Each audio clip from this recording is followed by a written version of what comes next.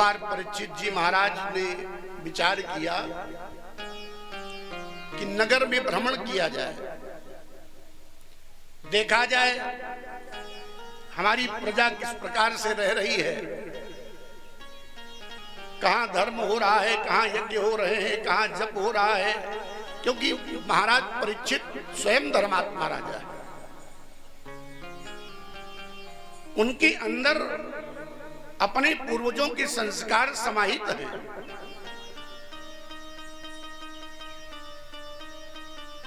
हमारे पास लोग आते हैं, महाराज जी हमारा बालक हमारी आज्ञा का पालन नहीं करता है। हम ये पूछते हैं ये बालक किसका है, कहते हैं हमारा। जन्म किसने दिया, बोले हमने। हमने कहा पालन पोषण किसने किया, बोले हमने। तो ये संस्कार इसमें पिरोए किसने, आपने। अब आपकी बात नहीं मानता है तो इसमें हमारा क्या दोष है, हम क्या कर सकते हैं। आप अपने बालकों को बचपन से जैसे संस्कार देंगे, यद्यपि हमारे शास्त्रों में यह नियम है कि जिस समय बालक गर्भ में हो माताओं को ऐसे आचरण करने चाहिए कि बालक का जब जन्म हो तो जन्म से ही बालक सुसंस्कारित हो। गर्भ के समय माताओं को नित्य गीता पाठ करना चाहिए, नित्य भागवत का पाठ करना चाहिए, रामचरितमानस का पाठ करना चाहिए, अश्लील चित्रों का दर्शन नहीं करना चाहिए, नित्य मंदिर में जाकर के भगवान का दर्शन करें। परिणाम बालक जब जन्म लेगा तो भगवान का भक्त होगा, उसके अंदर अच्छे संस्कार होंगे। लेकिन आज के युग में तो माताओं के जब गर्भ होता है तो उनको संस्कारों की चिंता नहीं होती है। आजकल तो ये मोबाइल बहुत बड़ा दोष है, जो देखना चाहिए वो भी दिखता है, जो न देखना चाहिए वो भी दिखता है। और छोटे से छोटे बच्चे के हाथ में मोबाइल है और माता पिता बड़े प्रसन्नता पूर्वक कहते हैं हमारा बालक तो मोबाइल चला लेता है, अभी तो इतना छोटा है लेकिन मोबाइल चला लेता है, बड़े प्रसन्न है। उन्हें ये नहीं पता है कि वो संस्कार बनने के बजाय बिगड़ रहे हैं। महाराज परीक्षित संस्कारी हैं। जो माता पिता अपने बालकों को संस्कार नहीं देते हैं वो माता पिता समाज में सम्मान के पात्र नहीं होते हैं।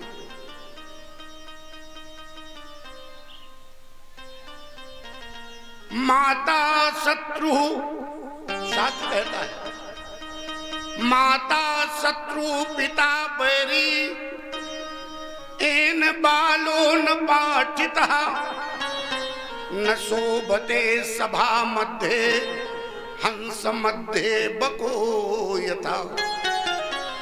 जो माता पिता अपने बालकों को ज्ञान नहीं देते हैं, संस्कार नहीं देते हैं, तो माता शत्रु के समान है। पहली गुरु तो माता है, संस्कार माता के द्वारा प्राप्त होते हैं। माता के जो संस्कार होंगे वो पुत्रों में सुनिश्चित रूप से पाए जाएंगे। और माता ने अगर संस्कार नहीं दिए, क्योंकि गर्भ में जन्म रखा, जन्म दिया, पाल पोस करके बड़ा किया, तो प्रथम तो संस्कार माता ने ही दिए।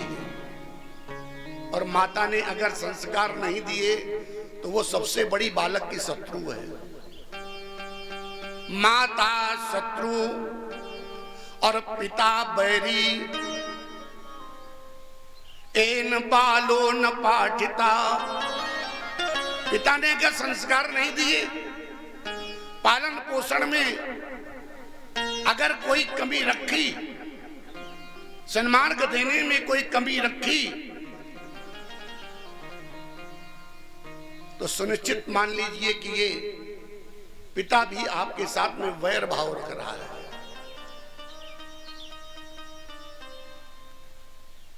न शोभते सभा मध्य फिर वो माता पिता सभा में शोभा को प्राप्त नहीं होते। कैसे? हंस मध्य बको यथा, जैसे हंस के सामने बक्का क्या कर सकता है, हंस के सामने बक्के का क्या मूल्य है। उसी प्रकार से वो माता पिता जो अपने बालकों को शिक्षा नहीं देते हैं, अब ये शिक्षा प्राप्त कैसे हो, ये शिक्षा दे कैसे, जब स्वयं के पास कोई संस्कार नहीं होंगे। हमारा ही घड़ा खाली है, हम कभी किसी को कुछ दे ही नहीं सकते। पहले तो माता पिता सुसंस्कारित हो, उन्हें पता तो हो संस्कार कब देना है, कैसे देना है। तो शास्त्र कहता है पंचवर्षाणि लालयेत, बालक का 5 वर्ष की आयु तक खूब लालन करो, खूब प्यार करो। और 10 वर्षम तु ताड़येत, 10 वर्ष की आयु जब हो जाए तो ताड़ना प्रारंभ कर दीजिए। अभी इस समय के ताड़न पर बड़ी चर्चा चल रही है। एक चौपाई खूब सोशल मीडिया पर वायरल है, इस पर बड़े प्रक्षेप लग रहे हैं। शूद्र गंवार, ढोल गंवार, शूद्र पशु नारी और सकल ताड़ना के अधिकारी। ताड़न का अर्थ पीटना नहीं है, ताड़न का अर्थ संरक्षण से है। ताड़न का अर्थ होता है हम संरक्षित रखें, हम अपने बालकों पर नजर बना करके रखें, अपनी दृष्टि बना करके रखें, ताकि वो बिगड़ने न पाए।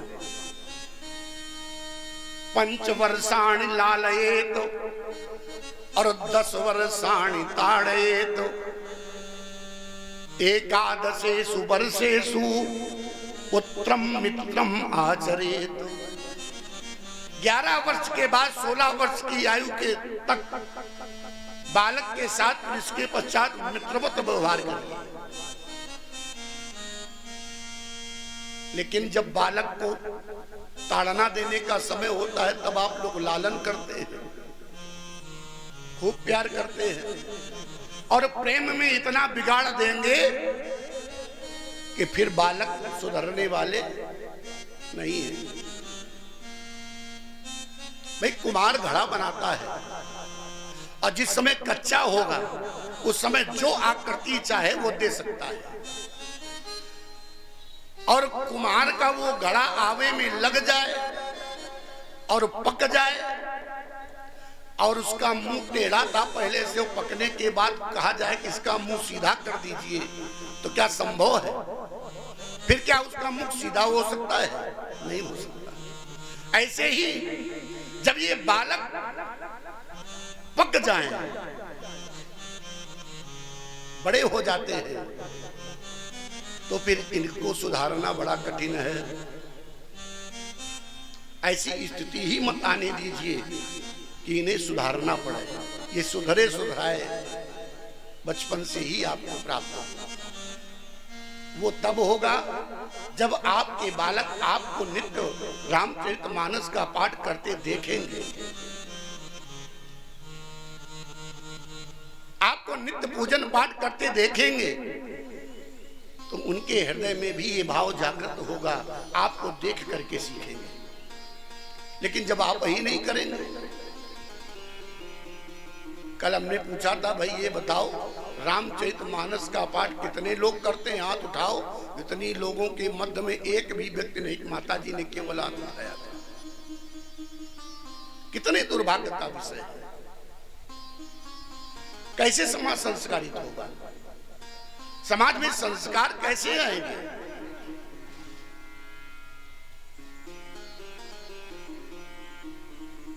अठारह घंटों के समय में आप अगर 1 घंटे का भी समय भगवान के चरणों में समर्पित कर दें तो भगवान आपका कल्याण कर देंगे। परीक्षित जी महाराज भ्रमण कर रहे हैं, भ्रमण करते करते उन्होंने अपने राज्य में देखा कि एक गाय और एक बैल,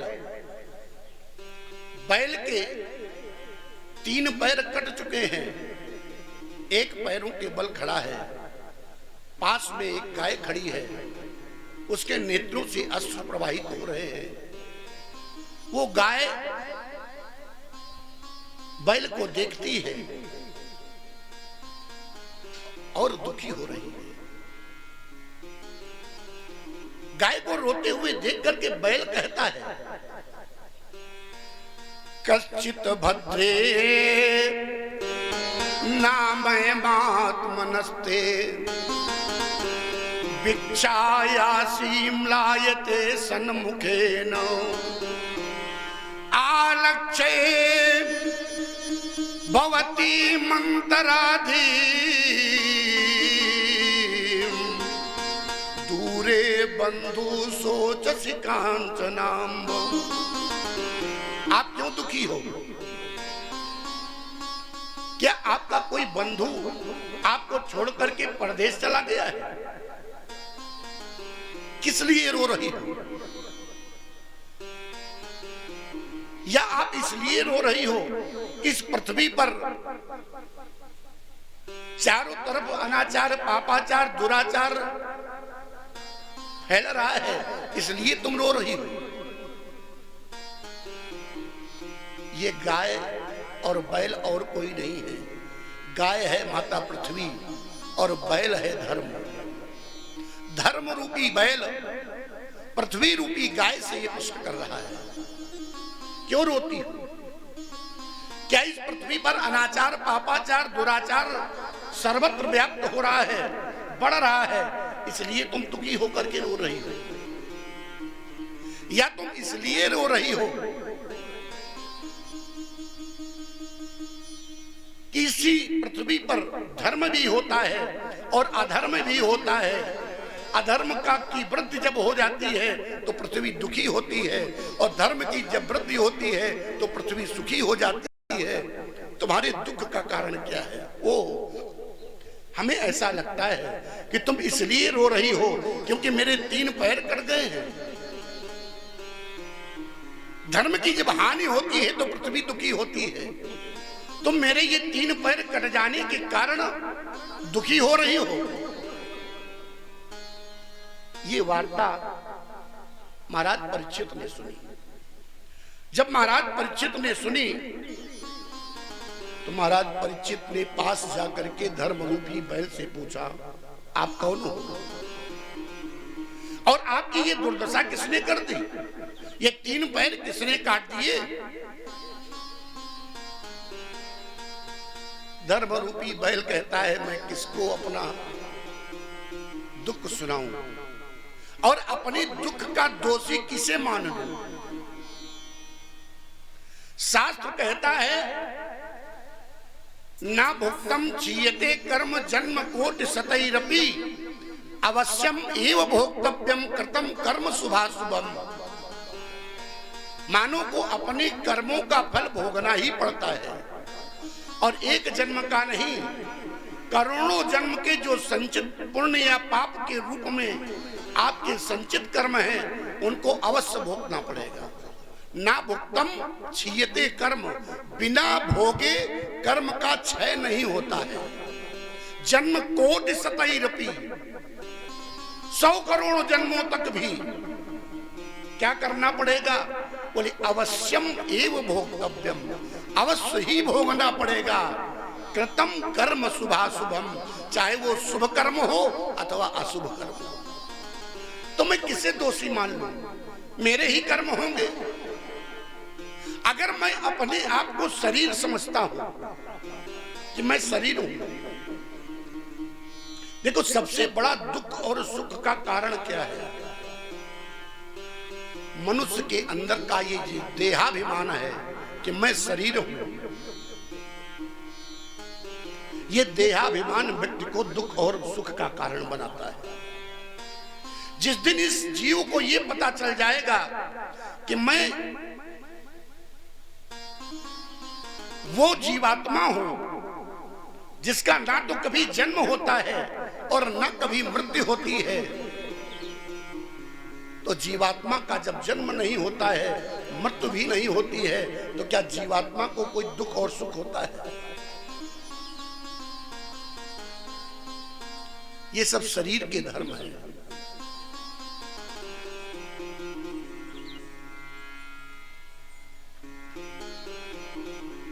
देहेस्ति मांस रुधरे अभिमतिम त्यजत्वम जाया सुताब्दि सुसदाम ममताम विमुंच। आपकी जो ये ममता है ना, ये देह में लगी हुई है। देहेस्ति मांस रुधरे अभिमतिम त्यजत्वम, ये हाड़ मांस से बने हुए जो शरीर में आपकी अभिमति है, देहाभिमान है कि मैं अमुक हूं, इसका त्याग कर देना चाहिए। अभिमतिम त्यजत्वम जाया सुताब्दि सुसदाम ममताम विमुंच। पत्नी में ममता लगी है, परिवार में मोह लगा हुआ है, ये मैं हूं और ये मेरे हैं, बस यही दुख का कारण है।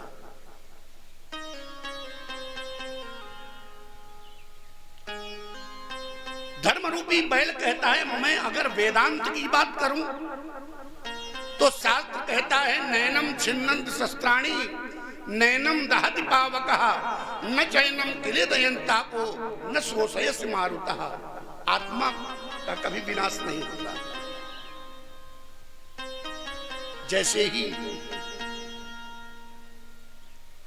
ये वार्ता परीक्षित जी महाराज ने सुनी, समझ गए, ओह आप तो साक्षात धर्म है। लेकिन ये दशा आपकी की किसने? देखा कि एक काला पुरुष नंगी तलवार लिए हुए पास में खड़ा था। तुम कौन? कहता है महाराज मैं कलयुग हूं, मैं कलयुग हूं। महाराज परीक्षित कहते हैं तुम्हारा ये साहस कि तुम हमारे साम्राज्य में आ गए, तुम्हें पता नहीं मैं चक्रवर्ती सम्राट हूं। कलिकाल का मेरे साम्राज्य में आने का अधिकार नहीं है, तुम कैसे आ गए? कलयुग कहता है सर्वत्र तो आपका राज्य है, आप चक्रवर्ती सम्राट हैं, अगर आपके साम्राज्य में नहीं रहूंगा तो भी कहां जाऊंगा? परीक्षित ने देखा कि ये कलयुग अनेक अवगुणों की खान है, लेकिन इसमें एक गुण और है, इसमें एक विशेष गुण है। वह गुण कौन है? यत् फलम नास्ति तपसा न योगेन समाधिना तत्फलम लभते सम्यक कलौ केशव कीर्तनात्।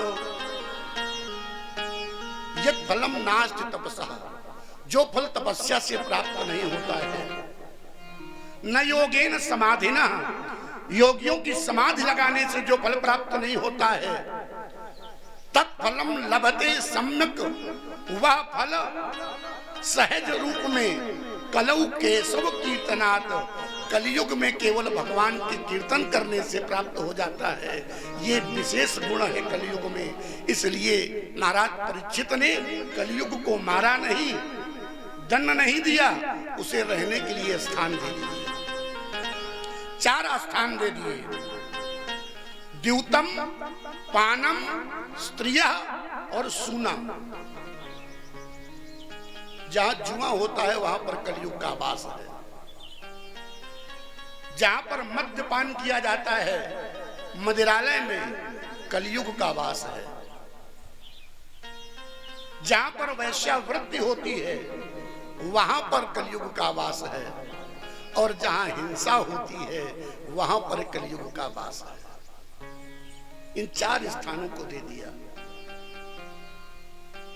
कलयुग हाथ जोड़ करके खड़ा हो गया, प्रभु आपने जैसा स्वरूप देखा वैसे ही स्थान भी दे दिए हमें। अरे कोई एक अच्छा स्थान दे देते जहां मैं आनंद से रहता, एक स्थान कोई अच्छा दे दिया।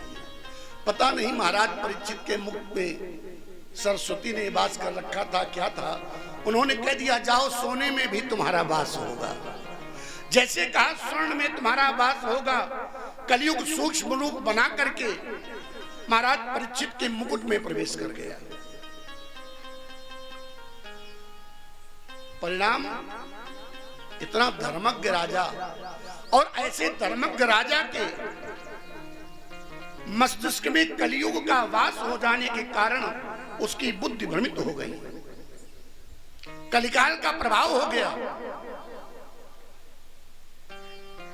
थोड़ी दूर चल करके समीक मुनि का आश्रम था।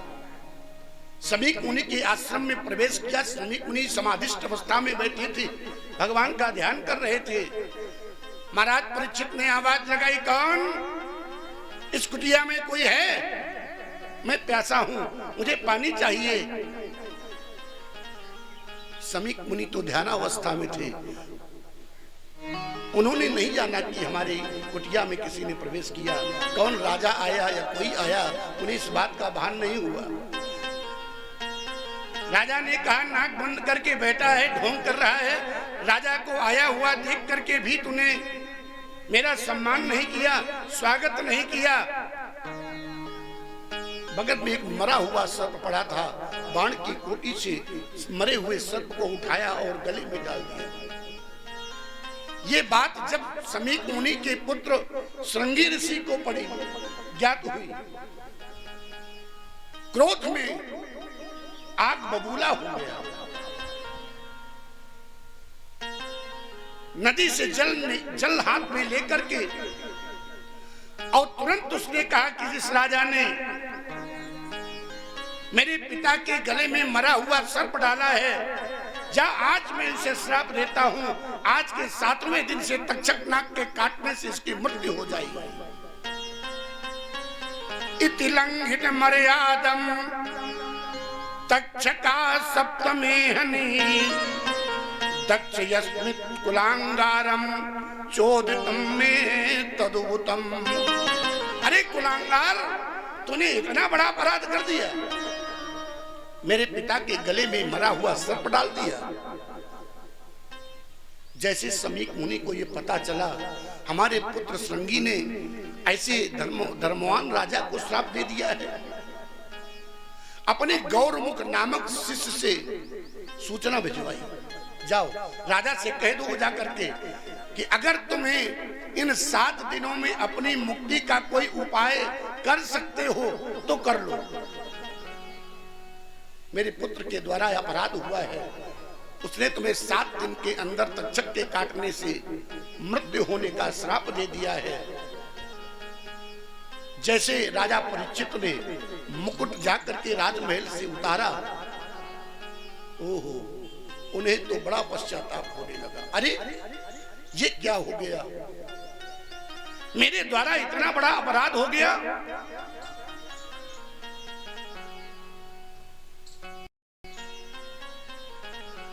श्रृंगी ऋषि ने 7 दिन में मरने का जो श्राप दिया है ना, मेरे साथ अच्छा नहीं किया।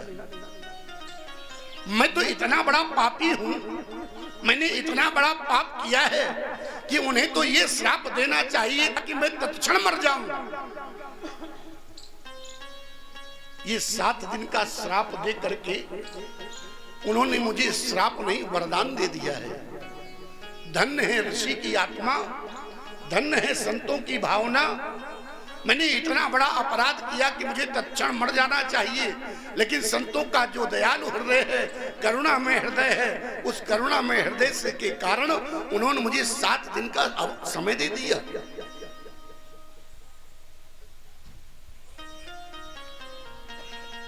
जरा विचार कीजिए, यद्यपि सभी के लिए 7 दिन का ही समय है, 8वां दिन कोई नहीं बना।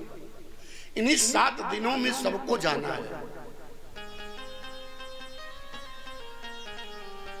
अग जग जीव नाग नर देवा नाथ सकल जग का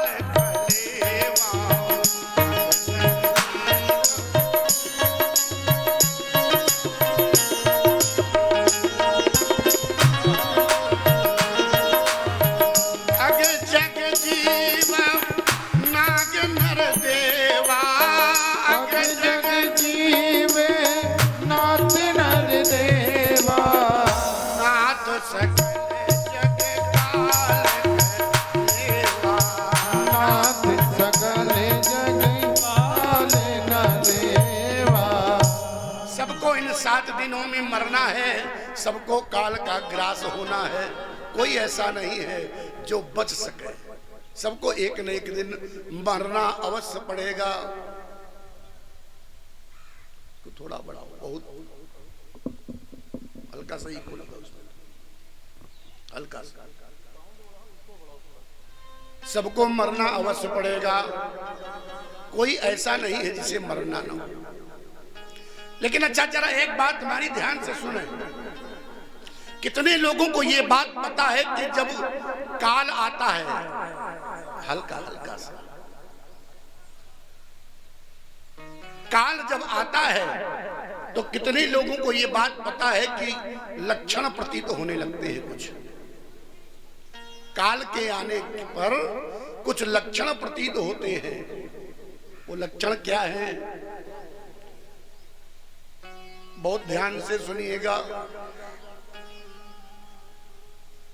हमने कल परसों निवेदन किया था कि भागवत कथा श्रवण करने के लिए जब कोई आवे तो ये विचार कर लेना चाहिए कि हमें कुछ नोट करना है। कुछ बातें ऐसी होती हैं जो हमारे जीवन में अनुभव कराती हैं।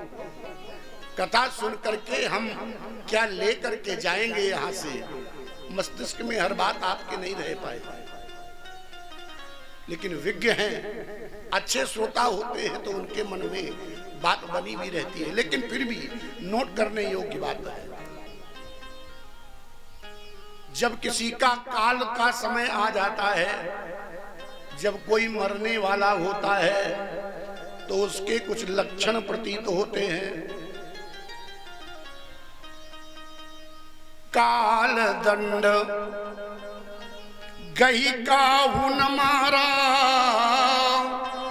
और ही धर्म बल बुद्धि विचारा। काल कभी किसी को डंडा लेकर के नहीं मारता। काल दंड गही काहू न मारा, पहला काम क्या करता है, धर्म का हरण कर लेता है। जब आपका मन धर्म कर्म में न लगने लगे तो समझ लेना कि हमारी अब मृत्यु आने वाली है, पहला चरण प्रारंभ हो चुका है। काल दंड गई काहू न मारा, और हर ही धर्म, धर्म का हरण करता है, अधर्मी बना देता है। और बल, शरीर का बल छीन करने लगता है। और बुद्धि काम नहीं करती है, क्या करें क्या न करें, निर्णायक क्षमता समाप्त हो जाती है। और विचार, अंतिम अवस्था आती है, व्यक्ति विचार शून्य हो जाता है। इसी को आज लोग कहते हैं कि कोमा में चले गए। जब व्यक्ति विचार शून्य हो जाए तब लोग उसे कहते हैं कि अब ये कोमा में चले गए।